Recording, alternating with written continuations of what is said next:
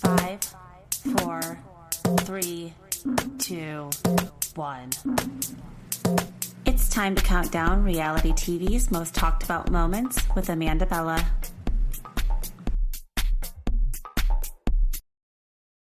Hey guys, welcome back to another episode of Bella Talks TV. It's Amanda Bella here, per usual. You know, I think that's just like everybody has to have their thing they say when they open to kind of like, you guys know who Tyler Henry is. If you do not know who Tyler Henry is, the medium from E Entertainment, and also he did have a follow-up show on Netflix. I love him so much. And he's kind of scribbles on like a piece of paper, or like Teresa, the Long Island medium. She also has like a little speech she gives, which is her signal, which is her, her words, not mine, her signal to people who have crossed over that she's ready to communicate with them. This is your signal. Okay. When you hear, hey, it's Amanda Bella here, it's me. This is me coming from the other side. And I have something very important to talk to you guys all about today, which is the season 8 premiere of Love Island USA. I'm a little late to the game this week because I had a very, very busy week. I don't want to bore everybody with the details, but then yesterday I did go to meet Dorit, and it was truly phenomenal. It wasn't as bad as I thought it was going to be. Like, I legitimately was prepared to wait in line for 8 hours, and then also I don't know what I was expecting, I guess, from her Watch What Happens live appearance. Andy and her, I hate their relationship, you guys. Like, it actually makes me dislike Andy when he has favorites. And I know that that's just human nature, but I really hate when he plays favorites. And it's like he lives inside Kyle Richards' asshole. And so it's really hard for him to have any relationship with Dorit, and it bothers me so much. But you guys, I went to the Barnes & Noble on Fifth Avenue. I've never been there. It was really, really, I need to go back. There were like 5 books I wanted to buy just from waiting in line for Dorit. When I got there, I was sweating. It was really hot. And then luckily the corner that Barnes & Noble was on, it was in the shade. So like I sweat my ass off the whole time getting to be in line. And I was wearing that gray shirt from BravoCon that has Dorit smoking the cig in the car on it. So I didn't want to be like showing all of my sweat lines. So I was standing in line. I'm literally like fanning myself, holding, when you take your shirt and you're like hold the collar and you're like pulling it out to let air come in and out through the neck. Like, I was really doing my best. I cool down. I'm drinking a coffee. I'm standing in line. I'm getting settled in. I meet a guy in front of me who's from Birmingham, Alabama, coming to meet Dorit. I meet a nice, cute girl who just got into Housewives. It's really crazy. The one guy, you guys, the guy from Birmingham, Alabama, these people blow my mind. I love Bravo fans. He did not ever watch Vanderpump Rules and did not know who Ariana Madix was, except for from Dancing with the Stars. And that's what inspired him. Him watching Dancing with the Stars is what inspired him to start watching Vanderpump Rules, which then led him to watch. Someone was like, okay, well, he said he watched Vanderpump Rules then because of Scandival and Dancing with the Stars, etc. Then he was like, okay, what other Bravo show should I watch? What should be my first Housewives show? And he was suggested Beverly Hills. So he watched the entire 14 seasons up until this most recent 15 seasons. Oh my gosh, you guys. I love a Bravo fan. And the other girl, I think she said during COVID is when she found Bravo. So she was kind of like a new-ish fan too. I mean, COVID was 6 years ago now, which is fucking crazy. But anyway, I'm not here to talk about Dorit, even though it was amazing meeting her. I met her. I told her about the Homeless Not Toothless bracelet that I have. I told her about the shirt that I was wearing. I told her that my favorite moment was when she was doing the Balenciaga, holding the wind chime. She was really sweet. She made eye contact. She was warm. She gave me a hug. There were a lot of people there, though, so it's not like I got tons of time with her. Now, I listened to other questions. People were asking her, are you coming back next season? And I'm eavesdropping. She said contracts have not gone out yet. I believe her. So she doesn't know. Nobody knows if she's coming back. I'm assuming she is. I mean, Alex Baskin himself responded to somebody's, I believe it was Bravo and Cocktails, too. Like, fuck. Sorry, you guys. If you've ever listened to this show and you're coming here for the first time ever and you're listening to this Love Island recap, I apologize because it's a little aggressive, but this is what you get on Bella Talks TV. But oh my gosh. So she doesn't know. And then what else was she being asked? I think I think someone asked her if her and Kyle were going to make up. I think she said she was open to it. Like, people were asking pretty general questions. I just kind of spoke to her about my favorite memories with her, and she signed my book, and I was on my merry way. So I'm going to read it ASAP. We just bought new chairs, new outdoor chairs, and I can't wait to park my ass in one of those chairs and read Dorit's book. It's like 246 pages. So all right, so let's move on right on to Love Island, you guys. Now, I don't know what the heck they pump into this. It's like the oxygen that they put in the Vegas casinos that just like keep you buzzing all night. Like I was so not looking forward to this. I've been so busy and there's so much TV, and then the fact that I'm putting out a second episode this week is truly a miracle, because I think you guys know when I'm traveling and stuff, it's really hard for me to record even one episode a week, but I'm home all week and here I am doing a Love Island recap. So I wasn't able to watch the first episode of Love Island until last night after Dorit. I got all comfy in bed and I put it on. And it's not that I wasn't looking forward to it. I actually really was, but I think just based on the photos of the cast alone that were put out, the photographer, first of all, needs to be fired, because everybody looks like a different person. And second of all, like, I just did not find any of them attractive. But then I was remembering back, like looking at some of these people just based on their looks. Yes, some of them are beautiful. When I say that, I'm usually talking about the women. The women are beautiful, but like the guys are never like so hot to me in the pictures. Like in the bombshell moments when they come in, that is hot. But like when I saw the picture of Gabriel, was I like, oh my God, that guy like makes me... No, but when he came in that scene, he did. So let's rewind from the first bombshells entering at the end of episode 1 all the way back to the beginning of episode 1 when we do the intros. So Love Island is famous for these intros that they do. It's very music video style, but like a karaoke music video where they're all lip syncing, and it's not giving low budge, but it's giving choreography. It's trying to, like, you get to see a little bit of the people's personalities. Do you guys remember in season 6 of USA when Cordell was holding the suitcase? I mean, of course, everybody remembers this moment, and spinning around looking up to the sky, being like, I came here for love. So, you know, these intro videos are pretty iconic. I would akin it close to like where the housewives have their intros in the taglines. So, or actually, it's a little bit more Love or Vanderpump Rules, where everybody's name and you kind of like zoom in on them.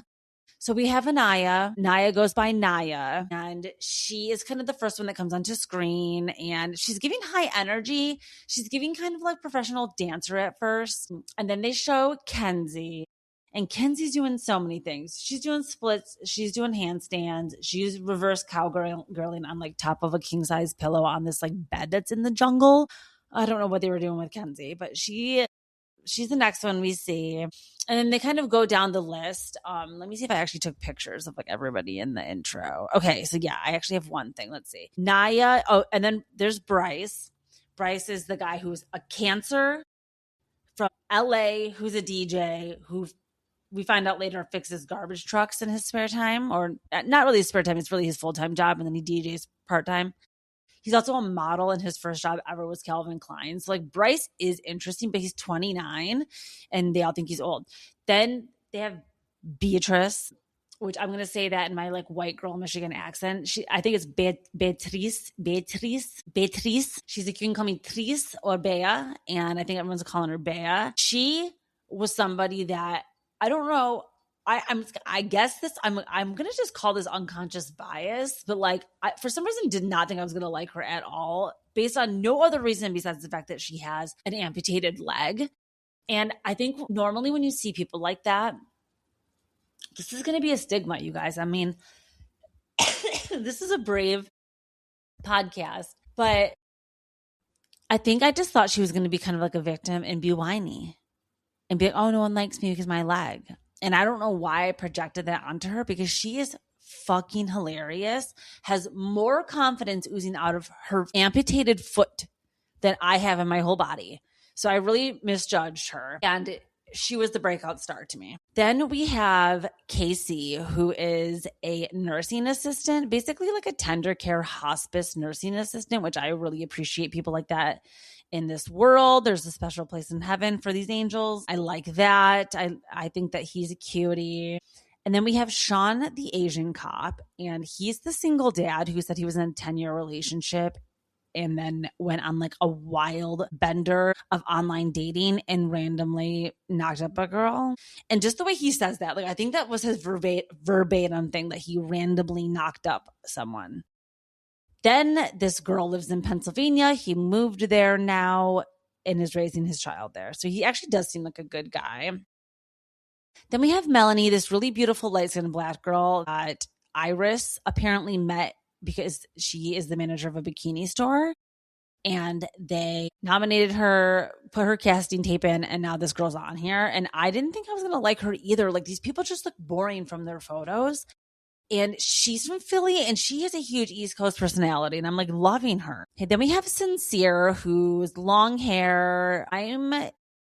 At first, I was also, okay, what is it with everybody now saying that they're lover boys and lover girls? Because there was so much fuckboy, fuckgirl behavior that now Gen Z is overcorrecting and everybody's a lover girl now. And it's like, and a lover boy, I'm over it. But Sincere is giving me KJ from Summer House vibes. And then we have Trinity, who is the youngest in the house. She's only 22 years old. She's from Virginia, and she's a mixture of she's a mixture of Serena and Olandria. She's smoking hot. And then the last person that we have coming into the original cast and who is in the intro is Zach, who is Charlie from Love Island last year's brother. And I don't know why he is here. He could have been an email, but we'll get to that. Ariana shows up on screen looking gorgeous. I was happy she confirmed that she was going to be brunette in this new Love Island season because I love her as a brunette, and I too am going on my natural hair color journey. So I'm just always copying Ariana for that. So I really, again, enjoyed all of the intros of the people. Kenzie and Anaya are the first two girls that come into the villa. They're both from Georgia, and they are being a little woo girl. And if you don't know who the woo girls are, I mean, don't misquote me, but I'm pretty sure that's a Saturday Night Live thing, like woo girls that are like, woo, like that. I can't remember. Where did the woos, this is usually a vibes podcast, but every once in a while I fact check. So what did Woo Girls come from? Oh, no, that's from How I Met Your Mother, which is funny because I've like literally never even seen that show. I watched like 3 episodes, but one of the episodes I saw was the Woo Girls episode. So they're being Woo Girls. They're just like screaming and being girls, which is cute. Anaya's 23 and her mom does a nonprofit organization and her dad was in the NBA. So at first glances, I felt bad because she was getting trolled online. They were like, whose mama got invited? Because she does look like 45, but she is 23. So I do think that's crazy. One thing about Love Island is everybody's under 25, but they're all talking about wanting to settle down and how they feel like they need to have a basketball team of kids. And it does blow my mind. I actually hate it about this show. But I'm into Anaya. I'm into Kenzie. They're talking about astrology. I love that that's like a really big part of the culture now for the kiddos. Kenzie is giving professional dancer, but she's actually a nurse. And then I'm reading my notes, and then literally in the next scene, she was like, "Oh, I was a professional dancer," and I fucking knew it. She was just giving professional dancer energy in the intro. So for her to confirm it, I knew it.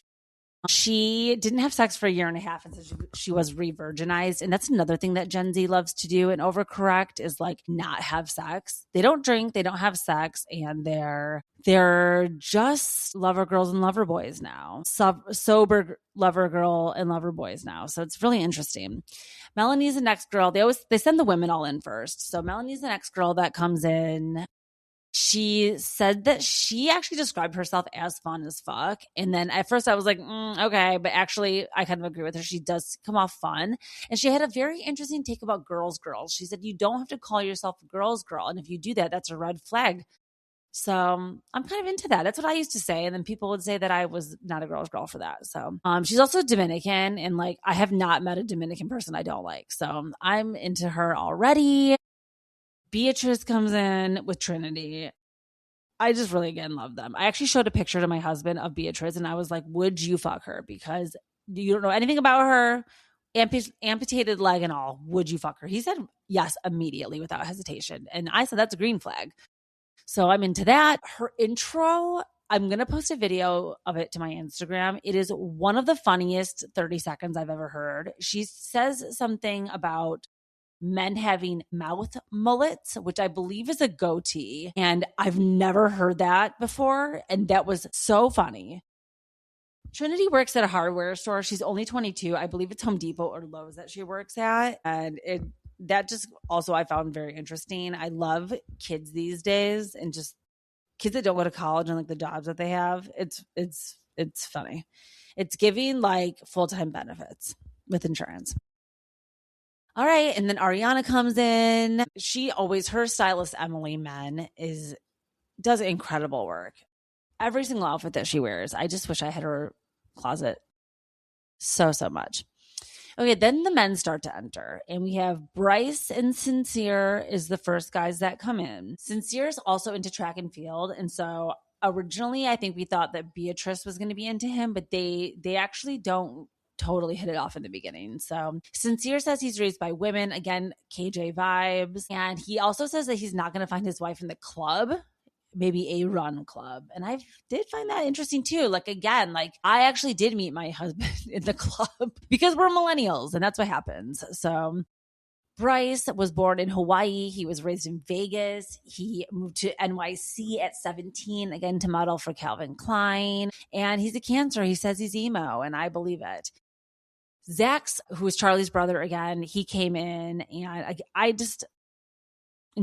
don't find him attractive. And then, I mean, the accent does help, but it's just not enough. And his personality seems dry and kind of like insecure. I don't know. I'm not really that into him. I liked Charlie so much more. Okay, so they do something fucking crazy in this first episode. They have an icebreaker challenge, which they always do. I believe last year you got to just like choose who you wanted to kiss first. And like that was the icebreaker. But this year, they're evolving because they know people are going to be smart enough and they don't want too much strategy going in. So they decide to not let people see who they're going to kiss or choose. And it's kind of based on compatibility questions. And they're so foul and wild for this and horny for this, these Love Island producers. But the very first question is your favorite sex position. And then if you chose the same favorite sex position, you get to make out with the people that are standing on the other side of the door. So if your favorite position is missionary, you're making out with the people that like missionary.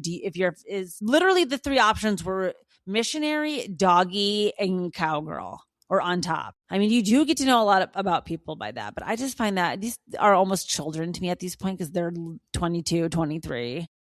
So anyways, it's just the old hag in me. It's speaking a little bit, but I was astonished, truly. The second question they asked everybody is dog person, cat person, or plant person. And this is where Casey, the nursing assistant, picks to be a plant person, which he was very honest. He said he is not an animal person and he does have plants. So he was taking the challenge literally, and no one else was a plant person. So he ended up being single and vulnerable to be eliminated, which is kind of crazy. And the third question was, do you allow your partner to look at your phone? Never, sometimes, or always. I found this to be interesting. Somebody chose, I believe it was Sincere, said always, and I agree with him. My husband and I do have access to each other's phones, and we are able to look at each other's phones anytime we feel like it. I haven't looked at his phone in like 5 years, but if I fucking felt like it, I could. And with me, it's more of like we use my phone to do stuff on it all the time. Like we have joint accounts and whatever. And like he takes my phone to go do things all the time. So yeah, he has access to my phone whenever. That's trust and that's marriage. So I don't know. That's just up to me. But I thought that was interesting. That's a third question that they were based on their compatibility about. So the people that say never, that's a red flag to me. Like what's in the phone? What's in there? So then we have, the guys are coming in, Bryce and Trinity. Okay, I'm not going to go through like everybody who gets paired up, but I have just some notes that I wrote. So Bryce and Trinity, now they end up getting paired up, which is Bryce is the oldest in the villa and Trinity is the youngest in the villa. It ends up being like a 7-year age gap. Trinity is appalled. She's like, you're born in 1993. That is disgusting.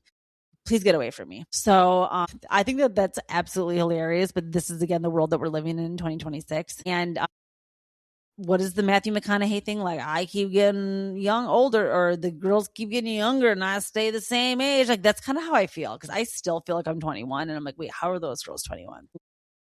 Kenzie and Zach were paired up, and that did not go well either. One of the first things he says is like he's not into blondes, but again, they didn't get to pick each other based off of looks because they couldn't see who they were picking. So sometimes this happens. It's like Love is Blind. In the villa, love is not blind, put it that way, because they immediately see each other and they're both like, nah, I'm good. And which is crazy because Kenzie was really, I think, feeling him for a second, and rejection sensitivity is a real thing. So she ends up being pretty sensitive about the fact that Zach like was not picking her, even though it's kind of just because she's blonde.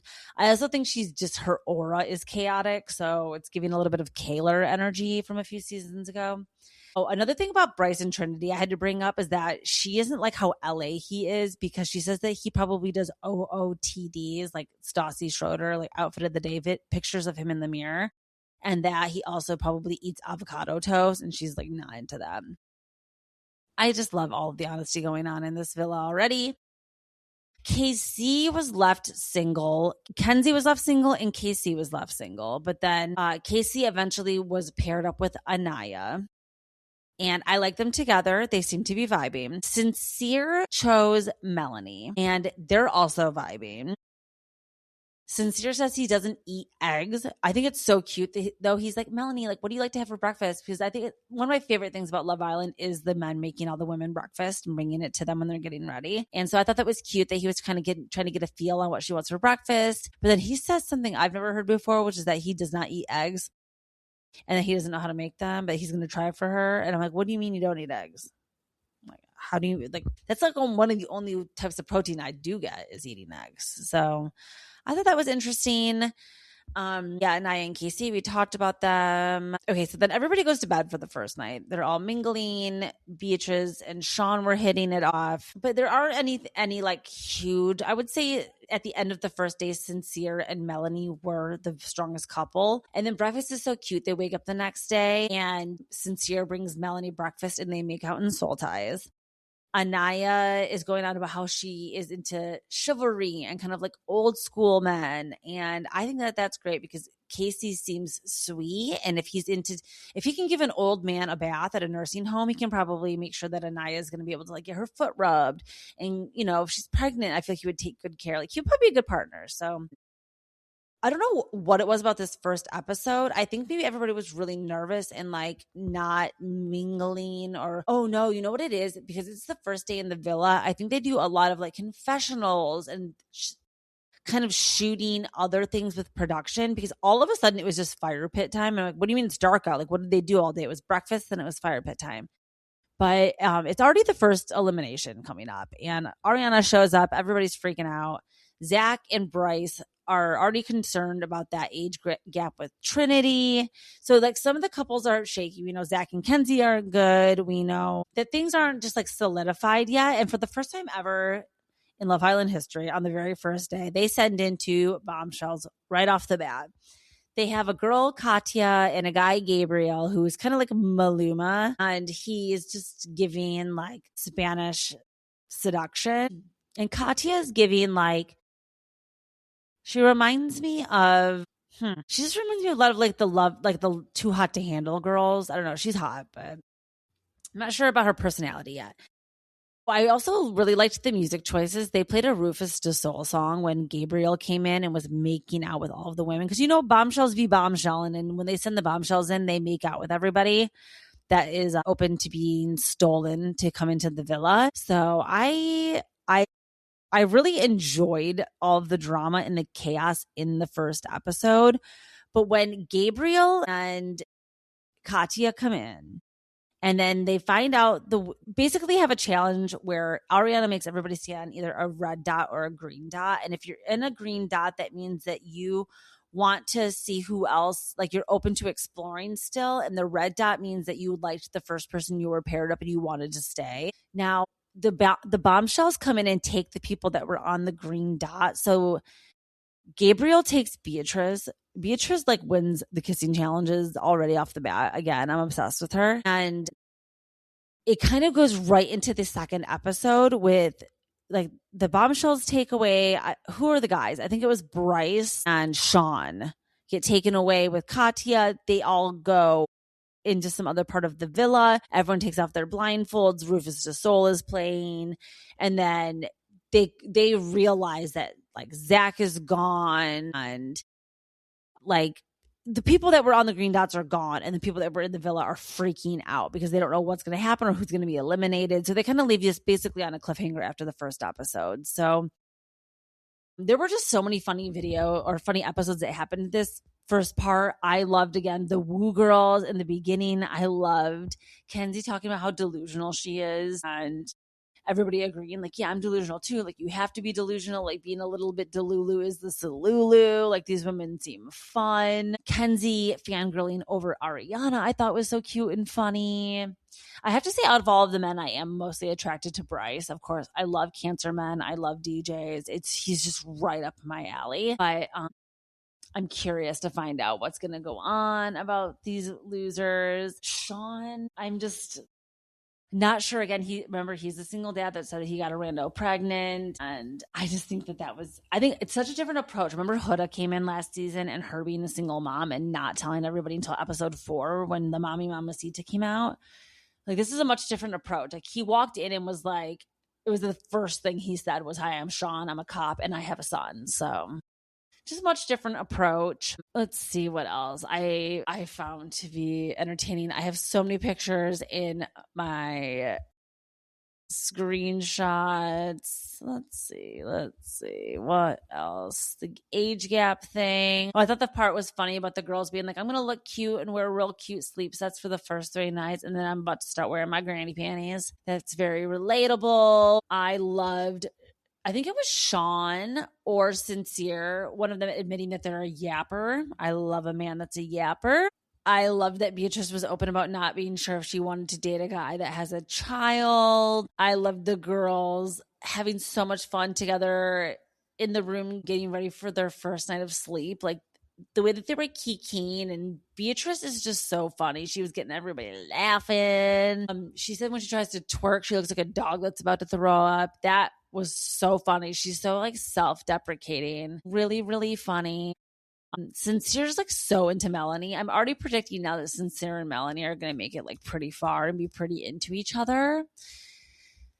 And yeah, that's, I guess, my official prediction. Not to go too crazy because we don't know like what Bombshells will be coming, but Sincere and Melanie, I'm getting good vibes from them. So let's hope that he can survive Casa. And thank you so much for all joining me for this very fun bonus episode of Bella Talks TV, going over the new season of Love Island USA. So keep checking back for more updates. And everybody have a wonderful weekend. Ciao, Bellas.